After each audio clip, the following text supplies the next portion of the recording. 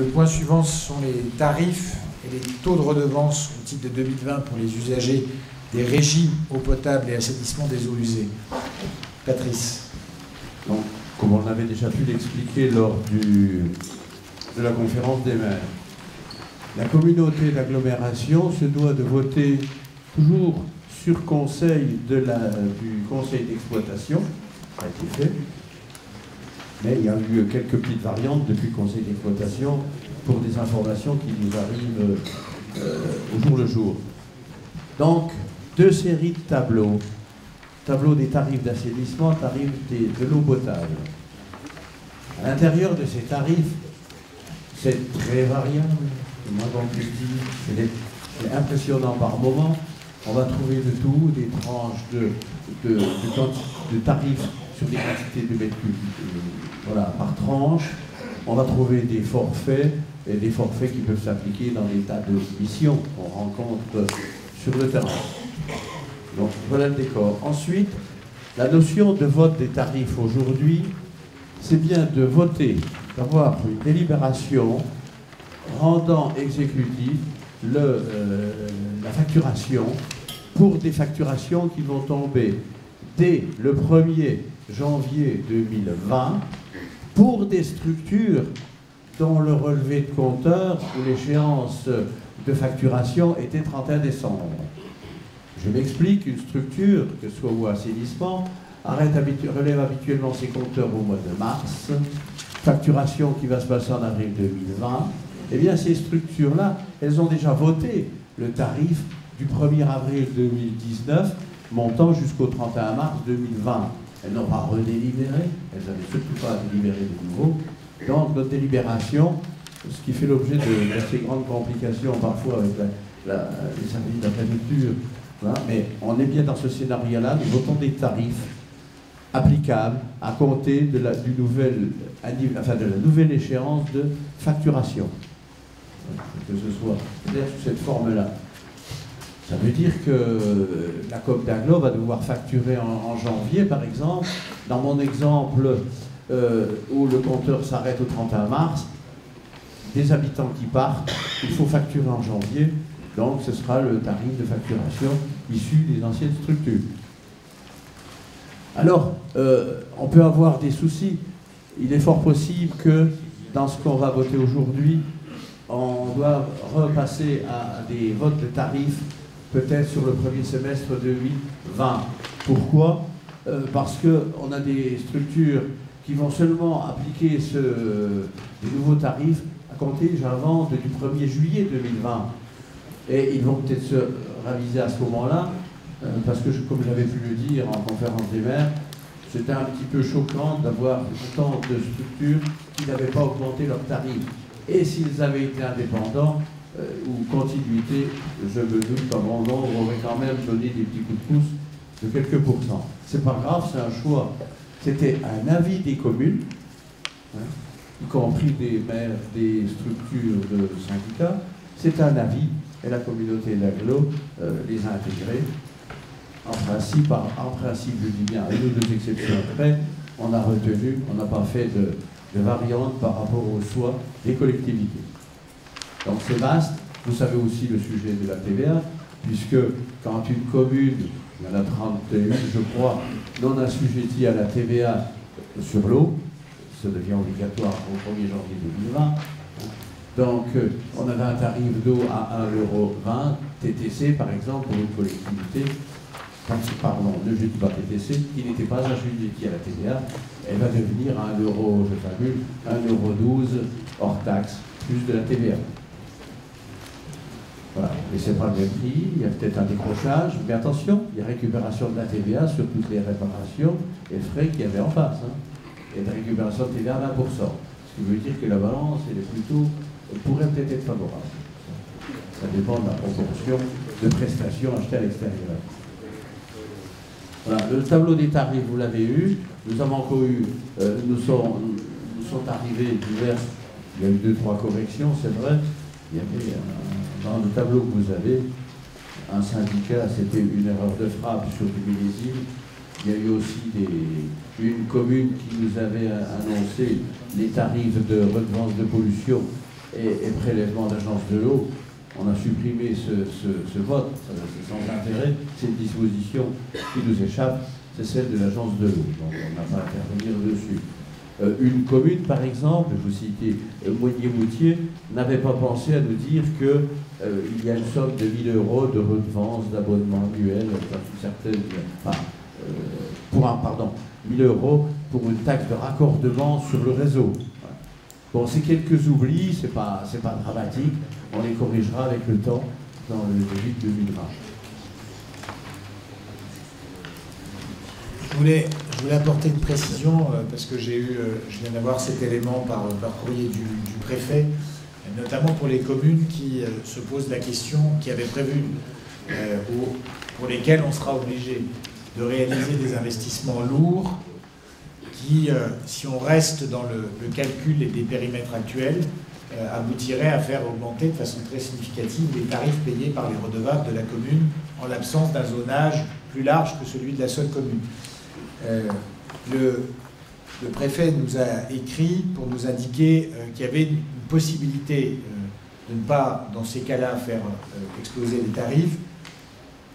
Les dispositions de l'article 5 du code, de l'article 52, 14, 16 du Code général des collectivités territoriales autorisent les fonds de concours entre les communautés de communes et leurs membres dans les deux sens pour les financements de la réalisation ou le fonctionnement d'un équipement. Elle ne porte pas dérogation au principe d'équilibre budgétaire des SPIC. À partir du moment où un EPCI veut faire participer ses membres via un fonds de concours à des dépenses afférentes à un équipement relevant d'un SPIC, alors les conditions permettant de déroger à l'interdiction de prise en charge des dépenses du SPIC devront être respectées. L'EPCI qui demande le versement d'un fonds de concours de la part d'une commune pour réaliser un investissement sur son banc communal devra faire état, par exemple, de la nécessité de réalisation des investissements qu'il prévoit et qui, en raison de leur importance et eu égard au nombre d'usagers, demanderait une augmentation excessive des tarifs, respecter la limite selon laquelle le montant total des fonds de concours reçus n'excédera pas la part du financement que le PCI assurera lui-même. Ça veut dire quoi? Ça veut dire que concrètement, si on se trouve dans une situation dans les années qui viennent, avant d'avoir réalisé un zonage qui regroupe plusieurs communes ensemble, de devoir réaliser rapidement des travaux dans une commune qui pensait les financer sur du budget général, en partie, ça veut dire qu'il existe une possibilité pour la commune de le financer quand même sur le budget général sans que ça fasse exploser les tarifs de ses habitants, en versant de la part de la commune un fonds de concours à la communauté d'agglomération pour qu'elle puisse couvrir une partie jusqu'à 50% du montant des travaux qui seraient réalisés sur son banc communal. Ça, c'est une souplesse qui est assez intéressante dans un certain nombre de cas, et notamment dans la période intermédiaire à la réalisation du zonage. Ça permettra, dans certaines communes qui avaient prévu de réaliser des travaux, mais qui les auraient financés pour une part significative par du budget général, de ne pas forcément freiner des travaux que nous, on estimera quand même nécessaires. Même si, j'insiste là-dessus, la première tâche qu'on aura à faire, c'est de bien connaître les réseaux dans les 4 années qui viennent. Pour autant, il ne faut pas que des travaux qui sont préparés puissent être retardés. Alors, comme dit le Président, donc c'est d'abord une observation sur l'état des lieux. Elle a été faite par le bureau d'études, mais rappelez-vous, la première mission d'investissement, ça va d'abord être la connaissance des problèmes, l'inventaire et tous les schémas possibles. Et dans les schémas, on intègre, Michel en sait quelque chose, voilà, on intègre ce scénario de zonage, que ce soit des zonages de plusieurs communes, parce qu'il y a déjà des maillages de fait, il faut peut-être voir leur organisation, la repenser, si nécessaire, ou des schémas de périmètre pour une seule structure, parce qu'on a une maison qui est à 1 km, 2 km, et comme nous avons encore 17 communes qui n'ont pas de zonage, ça veut dire qu'aujourd'hui, il faut qu'on se prémunisse quand même d'habitants qui habitent à 2 km et qui tirent sur la commune parce qu'il n'y a pas de zonage, donc elle exige l'eau. Donc on aura quand même beaucoup de prudence, donc d'abord de l'inventaire, du diagnostic et de la raison dans tout ça. Alors c'est certain qu'on ne va pas traîner perpète dans l'étude. Les actions, il y en a déjà plein qui sont en cours partout, elles vont bien continuer, mais c'est un préalable à ces différentes actions. Michel, tu voulais poser une question? Je ne vais pas poser une question. C'est pas poser une question, c'est juste que je suis en train de regarder les tarifs. et je pense qu'il y a une erreur de frappe. Pour la proposition des inventés, c'était pas 70 € le compteur, c'était 75 € le compteur. Je pense qu'il faut rectifier parce que ça a été... Dans ce sens-là, ça va bien. Ouais, bah. Mais je l'ai déjà expliqué à la conférence des maires. Hein, oui, tu as très bien expliqué ce que tu faisais chaque année. Oui, mais donc il faut rectifier, ça a été approuvé par le conseil municipal. Voilà. Et le 0,80 est bon tout de même. Le 0,80 est bon. Et il n'y a pas de forfait. Et le tout va s'emporter en TTC. Hein, donc oui. Non, mais on avait bien tout compris. Hein. C'est juste la rectification. Je pense que c'est une erreur de frappe. Oui. Donc on met 0,75. Il y en aura une aussi normalement qui va tomber. La commune de Coinges envisage au lieu du 0,90 ici, hors taxe, vient de prendre position tout fraîchement à 0,95. Je pense que on peut le modifier aussi. On pourra la modifier. Voilà. Donc on propose 0,95 effectivement pour la commune de Coinges. C'est oui, Bernard.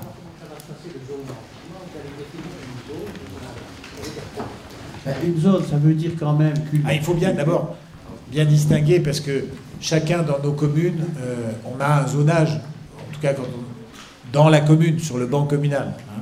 C'est évidemment pas de ça qu'on parle quand on parle de zonage fait par l'agglomération. C'est les regroupements de communes ensemble pour pouvoir calculer un tarif donné, c'est-à-dire à la fois le niveau de solidarité, mais aussi pouvoir étaler des investissements dans une commune où ce serait trop lourd pour ses seuls habitants. Ça dépendra de l'identité de la roche, si on est sur une roche relativement identique selon les endroits, du type de bassin versant. Par exemple, on ne va pas mettre des gens qui sont sur le bassin versant de la Moselle avec des gens qui sont sur le bassin versant de la Meurthe. On ne mettra jamais la Houssière avec Gerbépal, par exemple, ou avec, non pas avec Gerbépal, avec Anoul, par exemple. Ce sera pas logique, c'est pas logique, parce que même si c'est pas très très loin, c'est pas le même bassin versant. Les problèmes aussi d'alimentation. On a des communes où on a, par zone, on a parfois des problèmes d'alimentation qui sont importants, qui ont peut-être intérêt à être dans la même zone que des communes où il y a de l'eau abondante, quand on est dans le même bassin versant. Donc ça sera une discussion qui sera menée à l'échelle de la régie. Il y aura des propositions qui seront faites au conseil communautaire, à la conférence des maires, mais aussi d'abord à la commission environnement. Donc il y aura plusieurs étages de filtrage de la décision. Aucun maire ne se trouvera dans une zone sans avoir donné son avis. Hein. Ça va de soi. Il y aura bien sûr dialogue et co-construction. Et je pense que la stratégie de sortir un peu de nos limites administratives que nous connaissions, peut-être qu'une maison dans une commune, on n'y aurait jamais pensé ou on ne pouvait pas le faire avant, eh bien on va faire que 500 mètres, mais on va aller sur la commune d'à côté. On a le cas, hein. Ben voilà. J'ai le cas, donc je veux dire là, maison qui est plus proche du Gerbépal que du Château. Voilà, on pourra avoir des synergies intelligentes sur ce sujet-là, mais comme dit le président, il y aura bien à chaque fois concertation sur le terrain. Alors, je voulais juste... Ce sera une étape importante, ça c'est sûr. Très important. Dans les tableaux qui vous ont été communiqués, je me dois, et ce sera intégré dans la délibération, sur la commune de Luce, sera supprimé dans la ligne les tarifs qui relevaient de l'agence de l'eau, agence de pollution et autres. Pour la commune de Boyer-Moutier, je viens de le dire, sera ajouté dans les tarifs taxe de raccordement au réseau 1 000 € et redevance d'abonnement annuel 20 € hors taxe. À rajouter également pour la commune du Puy, il y a 180 € de branchement, c'est un forfait par an, il n'y a pas de facturation au mètre cube, mais y compris redevance agence de l'eau. Dans les 180 qui nous ont été donnés, il s'est révélé qu'était intégré l'agence de l'eau. On précise. Pour la commune de Raves, Raves a décidé 140 € TTC, c'est un forfait. Non, pardon, excusez-moi, c'est Ranzou-Plaine, 140 € de forfait TTC, donc on va bien repositionner ce vote dans un montant hors taxe. Il y a également aussi une commune qui on a eu l'information plus tard. En fait, c'est les communes qui font partie de l'ex-syndicat, encore syndicat des autres Grand Rue, c'est-à-dire Grand Rue et Saint-Staille, a été oublié de communiquer le tarif de 13 € de location de compteur. Ensuite, syndicat des eaux de l'Ornon, qui couvre 3 communes, Périgord, Montmetz et Montlifosse. C'était une erreur de date dans votre tableau. Il fallait lire pour la période du 1/4/2020 au 31 mars 2021, puisque c'était le souhait de la structure, postérieurement à ce que j'ai dit tout à l'heure, postérieurement à l'anniversaire de facturation. Et non, alors, on a encore une commune, Provenchère et Colroy, qui vient de nous dire qu'elle avait un tarif qui était de 200 € de taxe de raccordement à chaque nouvelle abonné. Voilà. C'est amusant, ça. On arrête. Mais il ne faut pas oublier que si une commune, en janvier, se réveille et nous dit il faut me facturer ça, elle ne pourra pas, pour l'instant. Pour une commune qui serait en anniversaire 31 décembre, je précise. Les autres, c'est pas grave, on est dans la continuité. Sur l'assainissement, peu de choses, peu de changements par rapport au tableau que vous avez eu. Hein. C'est la commune de Rans-sur-Plaine. En assainissement, c'est un forfait 71 € TTC. Nous allons le rendre hors taxe en dedans. Mais là, il y a encore une précision, je ne sais plus, où c'est les 71 qui deviennent hors taxe, en fait. C'est 71 €, comme vous l'avez écrit TTC dans ce que vous nous avez donné. On y mettra 10% de TVA en sus, ou on prend TVA en dedans? On prend TVA dedans, c'était en dedans, d'accord, comme la majorité des cas. Voilà pour le moment. Bon, il faut délibérer aujourd'hui, il n'y a pas le choix. Donc, ça emportera une décision à l'égalité, mais il est fort possible que nous en parlerons en 2020. Bien. Donc, les conseils municipaux ont délibéré pour avis dans la plupart des cas. Y a-t-il des demandes de prise de parole autres sur ce sujet? Il n'y en a pas. On peut donc passer au vote. Qui est contre? Qui s'abstient? Les tarifs sont donc adoptés. Merci beaucoup.